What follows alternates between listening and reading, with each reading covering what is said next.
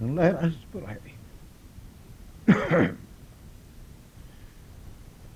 Oh Lord, you called your priest, St. John Bosco, to be a father and the teacher of youth, and with the help of the Virgin Mary, to work with tireless zeal for the Church, impelled by love like his.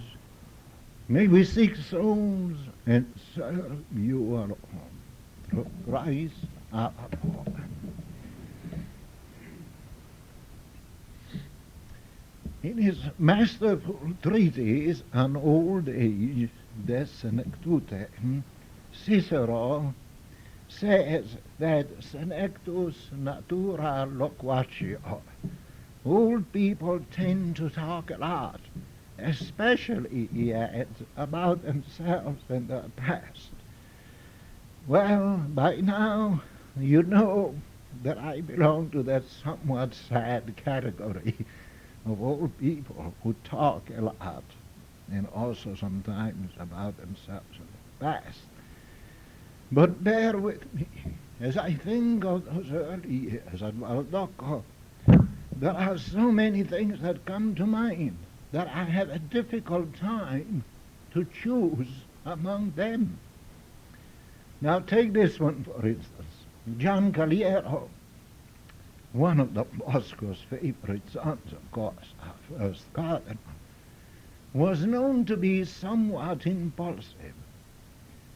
I well remember serving his mass one day with my twin brother Paul. We were together at Valdocco, in the tiny chapel which is still at present part of the well-tended rooms of the Bosco at Valdocco. The sisters, or whoever, had set up the vestments on the altar. Note it was a very tiny chapel. It is a small chapel. The alb was incredibly stiff, overpressed, and highly embroidered. The cardinal was struggling with it as he put it on, and my brother and I clumsily trying to pull it every which way. He began to mumble under his breath, and then turning to us boys, with a tone of impatience in his voice, he said, "Will you tell those sisters not to complicate things so much? Why do I have to go through this every time I say Mass?" And speaking of complicated vestments, I am quite sure you've never heard this one, another typical Salesian fioretto. It happened in the Basilica of Our Lady Help of Christians. And as it happened, I was one of those in those days, you remember, altar boys, torch bearers. That's the word. We used to carry torches for benediction. It was the feast of St. Aloysius, and in those days, a first-class solemnity. Now, St. Dominic Savio has displaced the good Jesuit saint altogether. Invited to give solemn benediction was famous theologian Father Aloysius Picetta. It was his name day. He was then a member of the Superior Council. Don Picetta was a tiny bit of a man, no taller than an average 12-year-old boy. This time, the villain among the vestments was not the alb, but a richly embroidered, huge, and impossibly stiff cope. Heavy brocaded vestments were popular in those days, and the Basilica had any number of those things. Don Picetta managed to drag himself and the cope to the altar with the help of solicitors, deacon, and subdeacon. When he genuflected, the incredible happened. The cope stood stiff like a tent, and the celebrant found himself clear out of it as he knelt on the steps of the altar. "What do I do now?" he asked.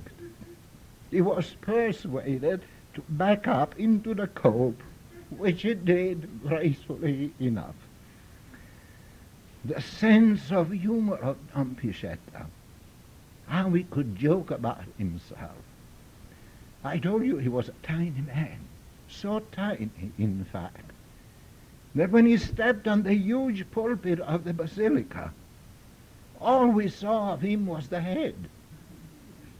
Now you must know that access to that monumental pulpit was and still is directly from the sacristy through an inner stairway. He would arrive on the pulpit and only his head would be visible. Turning toward the altar, he would genuflect, and at that point he would disappear altogether.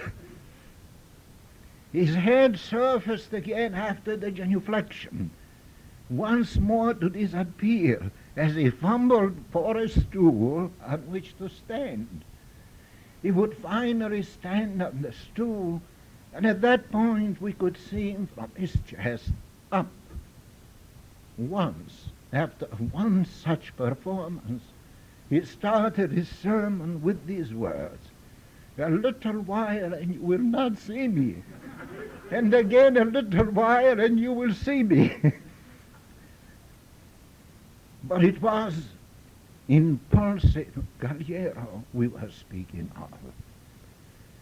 When on December 8, 1859, the first tiny group of young men met in Don Bosco's room to look into the society's future, they were told by the founder to prepare to take the vows.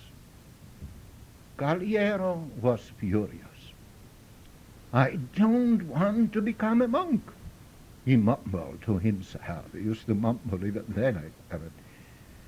"Whoever spoke of vows before?"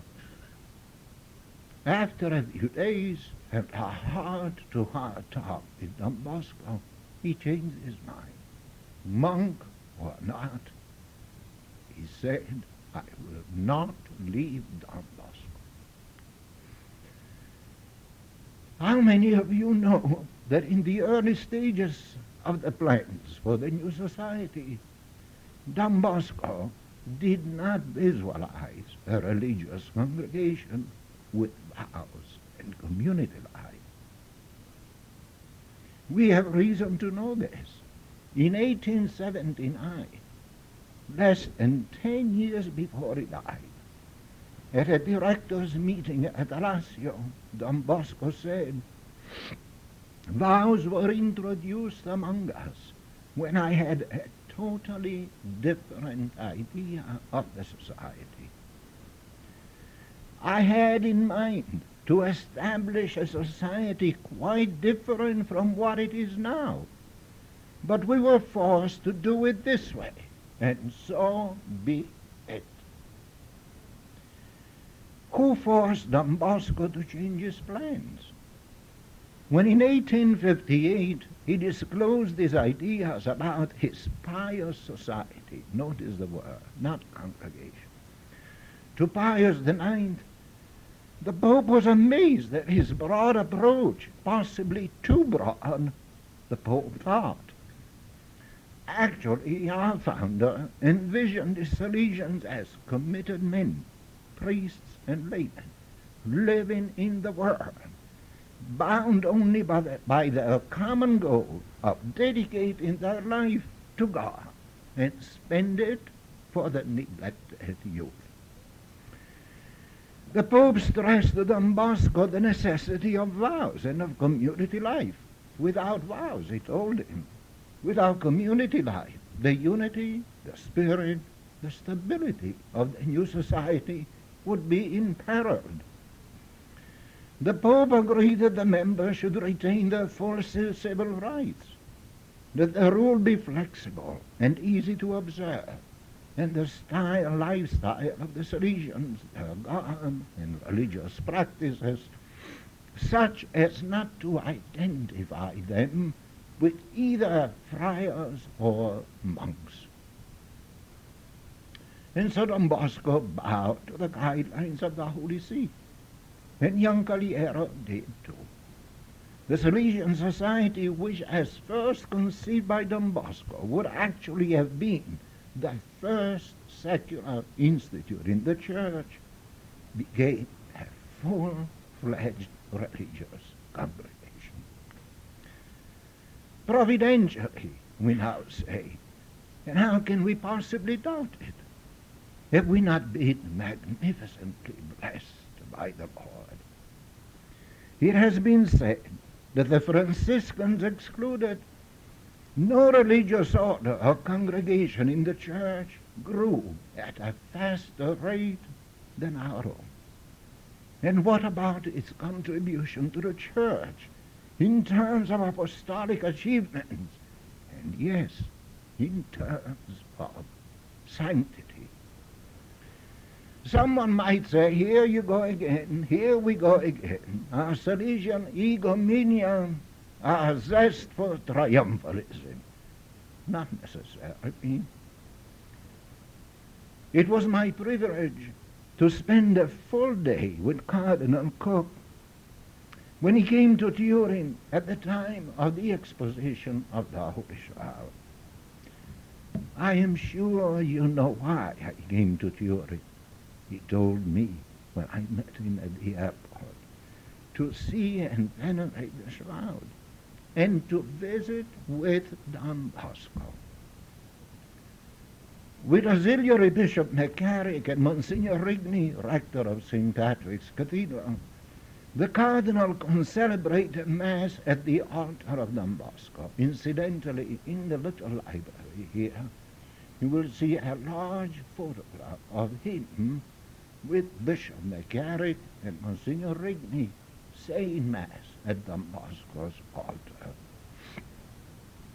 He then visited the Basilica, stopping to pray at the shrines of our saints. Bishop McCarrick was overjoyed. To me, he looked like a boy. He does look like a very young boy, almost. You don't know, he told me, what Don Bosco, Dominic Savio, meant to me as a youngster. I almost became a Salesian. But what Cardinal Cook said impressed me particularly. In a little more than 100 years, he said, 4 Salesian saints, and as I understand, with many more coming up. What he did impressed me even more than what he said. At the end of the tour, and we went all over the place, he said, let's go back to the Basilica. There he went back to Don Bosco's altar. In fact, in the part of the altar in back, in which you can actually, you are almost just at arm's length from the remains of Don Bosco. I hope all of you will see that. The Cardinal knelt in prayer for quite some time, and he whispered audibly, Don Bosco, make us priests of the Archdiocese of New York like you. The late Cardinal Spellman was not one to throw bouquets to the religious, except in possibly the Jesuits and the religious sisters of the Sacred Heart. As I remember, when in 1960 he came to Portchester to inaugurate the new school, the center, and the convent, he was in an unusually happy mood. He said in his public address, as you know, I travel quite a bit. The one country I have yet to visit is Russia. But you would not believe it. Everywhere I go, I find the Salesians. I expect I'll find them in Russia too, he added. Once, at Manhattanville College of the Sacred Heart, not far from Portchester, in the heyday of the sisters, the religious sisters of the Sacred Heart, I was unexpectedly privileged to sit by Cardinal Spellman at the graduation exercises of the college. Now that college is no more. The great prestigious college of the Sisters of the Sacred Heart in the United States. Not only the aristocracy of America, if we can speak of such, the girls, the young women attended at school, but even outside, the wife of the present Crown Prince of Japan went through 4 years of college at Manhattanville College of the Sacred Heart.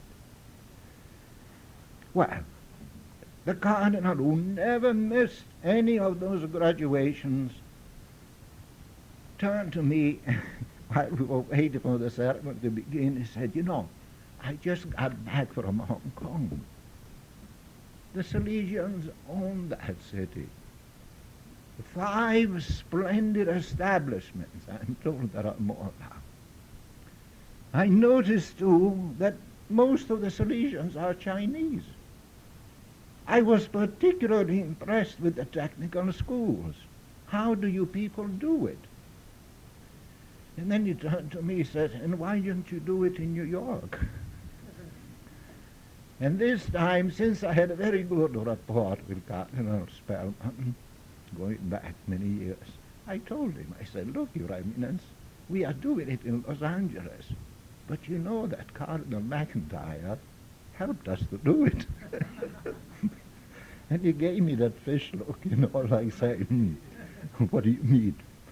Well, I am right in thinking that besides being a bit discouraged and frustrated, maybe some of us may also suffer from an inferiority complex. But how can we? The Salesian miracle, Bishop Sheen once said, is for all to see. Again, it is not a question of triumphalism, but of knowing that Don Bosco's formula works. And if it does not where we are, we might just ask ourselves if the reason is that we are not putting the formula to work as we should. John Caliero was not a bit happy at the prospect of becoming, as he thought, some sort of a modern monk. But he felt instinctively that Don Bosco was what he was looking for, that Don Bosco was what the church needed. The future cardinal knew that with Don Bosco, a new breath of fresh air was sweeping away all the cobwebs from around the Turin church and to the church everywhere. So he said, "No, I will not leave Don Bosco no matter what."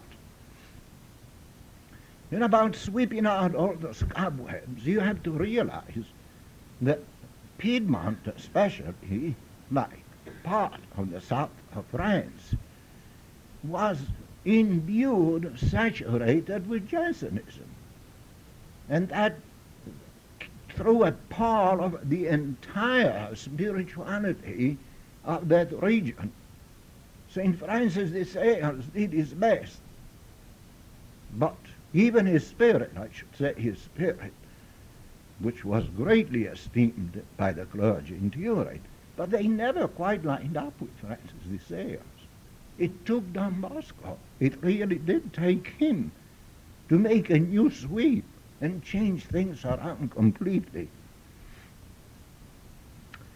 In June 1924, I think Father Barbatello bears me out on this, the great cardinal and his schoolmate Don Francesca celebrated together the 60th anniversary of their ordination.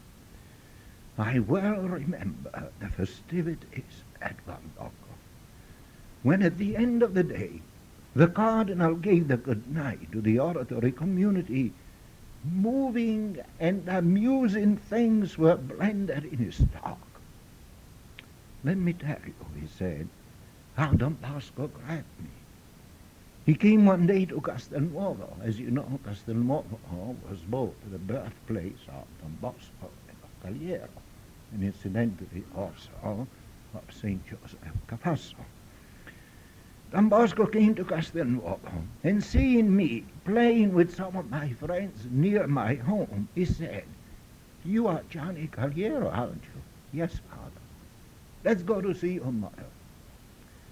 Don Bosco knew my father had died, and that I was getting too much for my mother.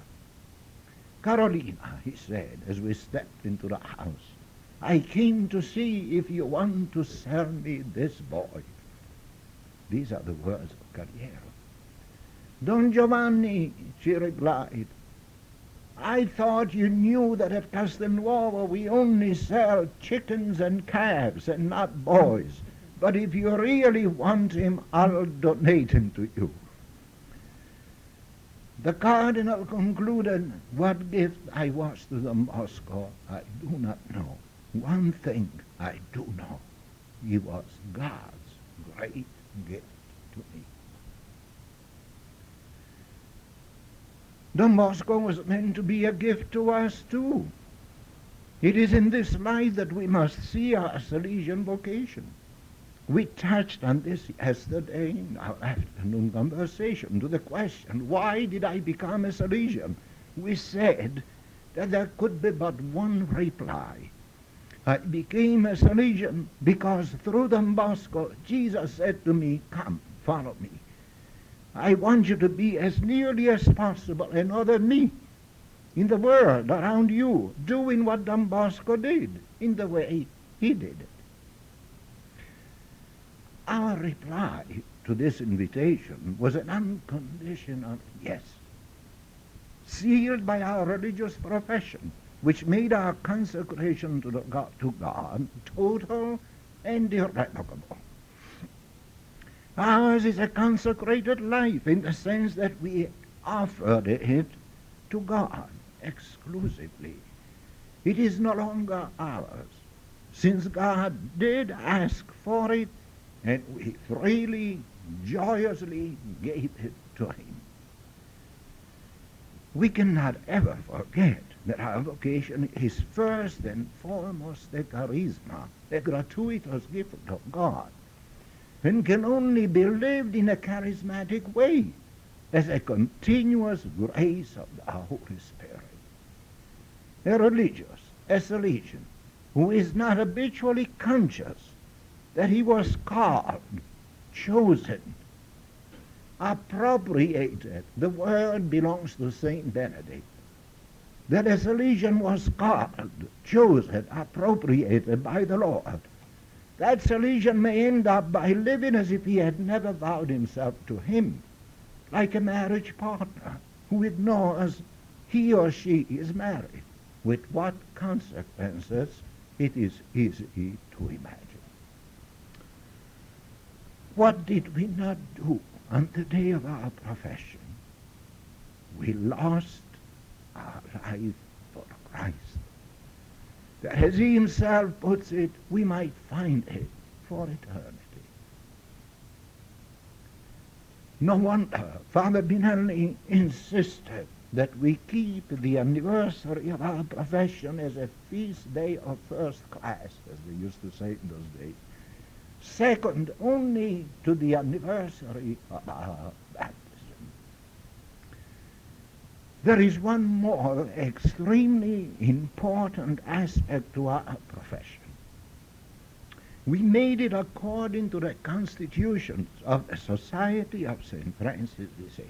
We became Salesians. We subscribed Don Bosco's formula, his way of life, his mission in the church, his spirit and methods, clearly spelled out in our constitutions. It is not a figure of speech to say that we have in them Don Bosco. Now I must tell you about a strange letter I received shortly after our constitutions and regulations were promulgated in their new form in 1972. A confrere, we had been theology students together, wrote to me from Italy. First, now notice this. He had already written to me before about the chapter, a special chapter. He told me, he said, this chapter is literally tearing the society to shreds. This time he wrote to me, I have come to the conclusion that juridically I am no longer a Salesian. I did not profess my vows according to the new constitutions, but according to the only valid ones, the old ones, now abolished. I therefore no longer consider myself juridically a Salesian. Now the good man, a few years even before, had publicly stated that Pope John the 23rd had been the greatest disaster that befell the church since Luther. Now he's come to his reward, and surely by now he must have changed his mind. I hope it did. The fact is that the new constitutions and regulations are a masterpiece. A Redemptorist father, I think those of you who went to the Shroud presentation saw his name on the screen. Adam J. Otterbein, who was a member of the Commission for the Renewal of the Constitution for the Redemptorist fathers. He is a Redemptorist father. He said to me, after asking me to let him look at our new constitutions, which I thought was perfectly proper to do, he wrote to me these exact words. I examined your constitutions among a number of others. They are, to my mind, indubitably the best. The Holy Spirit was certainly with you, Salesians. And I like what a confrere of this province, not present, said after reading them through the first time. Don Bosco never appeared to me in sharper focus than in the new constitutions. I should now ask you an embarrassing question, or some embarrassing questions. How many of us during the past year have taken time to read to our own selves at least part of the constitutions and regulations? How many of us thought of including that precious booklet along with our reading material in our bag when we left for the retreat? And what about reading up on our founder? And too, the circular letters of our revered Father Vigano. And not just read them, but let them penetrate. Father William says something that makes us think. He says these letters go out. They are supposedly read by the community. They should be commented at retreats or by provincials and rectors. But the fact is, they don't seem to penetrate. I thought, and this I said humbly, I'm hardly in a position to be critical of a superior, but that his report was somewhat pessimistic. But I think if it was pessimistic, it was because it was objective. And he saw clearly into the situation, not only in this province, but in many other provinces. In other words, his implication was this: if we only practice what comes to us, the sources, the ancient sources, the treasure of Don Bosco's life and writings, or what the chapters about, or what the superiors constantly remind us that we should do, why, there would be no problem in the society. Well, this is a utopia, we know it. However, we should be thinking about this. We should not just glance over these important documents, just put them away and forget about them and let things go as they always went. And since I happen to be in a preachy mood, let me go all the way. If we do not know Don Bosco, if we are not interested in his formula, let's blame ourselves. What I said before, if things don't seem to work. Unfortunately, it is easy to fall to dangerous thoughts and words, such as Don Bosco was good for his times. Ours is a different world. Both as religious and educators, we must take our cue from more up-to-date and relevant sources. This is why my heart swelled when Father Gillies last night spoke as he did about the work in Toronto. This is fantastic. We have treasures. And I don't know, in that aspect, I think that we missed the bus or the boat or whatever. And this was back several years.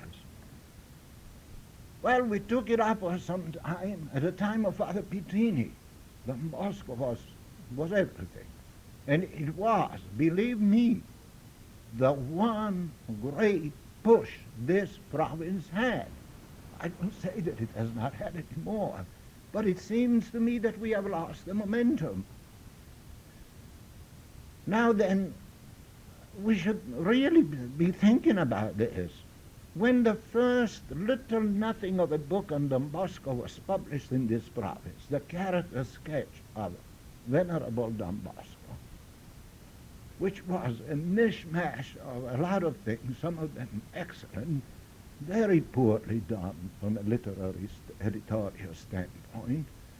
That book was reviewed by the American Magazine of the Jesuits. And they very delicately made the point that Don Bosco deserved a much better book at this point, and we were in the 20s. And they made the point, which was one of the prized parts of that book, about the preventive system of education of Don Bosco, about his psychological way of approaching youth, which to the Jesuit, whoever wrote that review, was something new, something marvelous. Maybe we lost something because we did not push that kind of a thing, which we should have had. We have so much that we can give. Yes, the church and the world, not that the congregation has not done it, but it is now for us. We are now alive. We are now who should be making the most of these things. About people who claim that, well, Don Bosco is passé, Don Bosco belonged in his time, and that's it. Now we have other things. Don Alberto Caviglia, another man with a penetrating mind in things Salesian, used to say that Salesians who think and talk that way show but one thing only, their dismal ignorance of Don Bosco. This man, Caviglia, was a remarkable Salesian. He was a student at the oratory in the early 80s. He was very small and sprightly. He always managed to wiggle his way to greet Don Bosco, even when the saint was hymned on every side by other boys. And Don Bosco would look at him, pat him on the head, and say, Caviglia, tu farai meraviglia. Caviglia, you're going to be a marvel someday. The saint joked about this, but the man became a marvel. Listen. Don Caviglia wrote some penetrating pages on Don Bosco's educational system and collected with a critical study everything Don Bosco ever wrote. His was a respected name in the world of art in Europe, and for a time he held the chair of medieval art at the University of Turin. He had a marvelous sense of humor too, I think Father Gian Romagno well remembers, and was famous for his repartees. In Turin, in those days, when someone wanted delicately to insult a person, he would ask him if for breakfast he had had hay. which meaning meant, of course, you are a plain jackass. A student with anti-clerical ideas and not much sense one day placed a bundle of hay on the desk at the university where Caviglia was lecturing. Don Caviglia took his place at the desk without as much as having looked at that hay. But there was a lot of snickering among the students. What did he do? He finally looked at it, picked it up, examined it carefully, and then in his clear staccato voice, he said, "Will the jackass who left his breakfast here this morning please come up to get it?" So he turned the joke on the student who thought he had something for him. To his great regret, this man was never director. When I was young, he said, I gave more than a hint to the superiors that I would not mind becoming director. Wait, they told me. You are too young now. Your turn will come when you get older and more experienced. Now I am old and experienced and still willing, and what happened? All the directors are young. He was in great demand as a retreat preacher.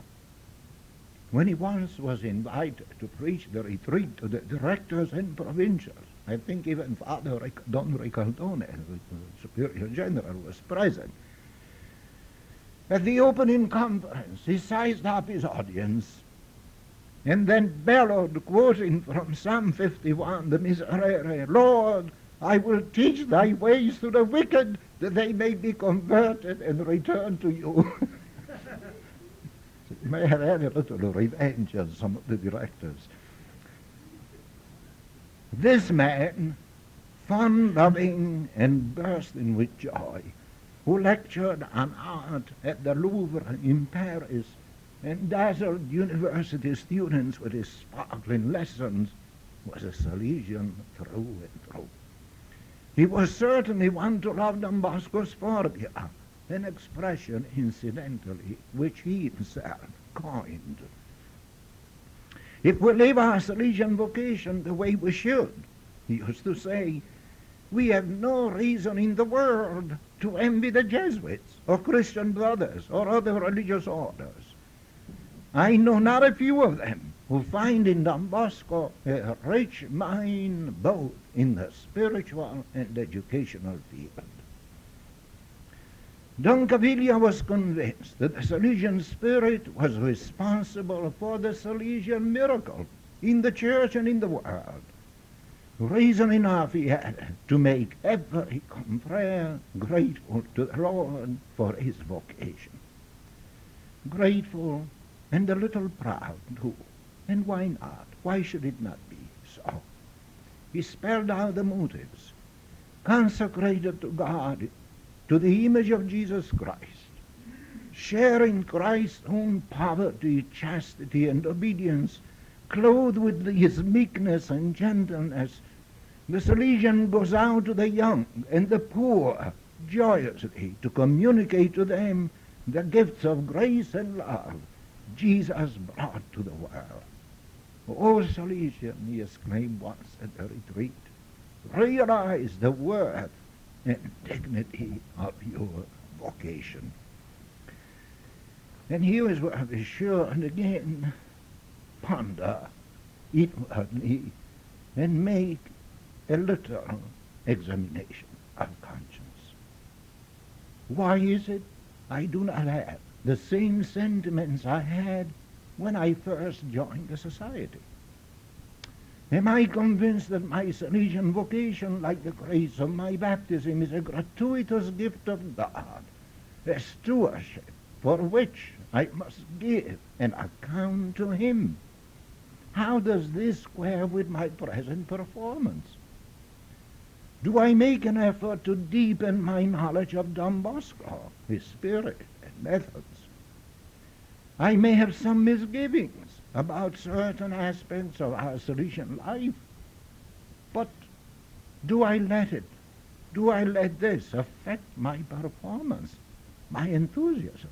Or do I try to understand what the problem might be? Could it be that I rate poorly as a Salesian, quite simply because I am a mediocre religious? Which means actually that Christ is not at this point, or probably never was, in the center of my life. I must think about this, and I must pray too. Before I bring this to a close, one more episode, please allow it to me. I think it is found in Don Bosco's memoirs, but I heard it directly from Don Francesca, who as a young cleric had a part in it. Caliero, Rua, and others. Now you must remember this. I spent 4 happy years at Valdocco. Nobody, no director, no confessor, ever spoke to me about becoming a Salesian. It was such a marvelously joyous place. Those feasts, those theatrical performances, unbelievable. The only thing, the last year, when we were in the final year, once a month we were asked to go to the rooms of Don Bosco on Sunday evening, and one of the old-time Salesians would talk to us conversationally. And the 2 men who impressed me more than anybody were Don Francesca and Don Barberis. Well, Don Francesca, but none of them were making a big do about any of us becoming Salesians. They just spoke out their hearts. They spoke about Don Bosco. And he told us this little story. He said, we were a group heatedly discussing the merits of this or of that religious order, and which one each of us might have joined were he not a Salesian. Don Bosco approached and listened quietly to the conversation. How about you, Don Bosco? What would you have become? With a smile, Don Bosco replied, a Salesian. What else? Which reminds me of what Father Arrupe, the general of the Jesuits, said to someone when someone asked him what he thought of the Salesians. I have seen them at work in just about every country of the globe, he replied. I'll say this. If there were no Salesians in the world, there would be just one thing to do. Create them as fast as possible, as possible, as possible.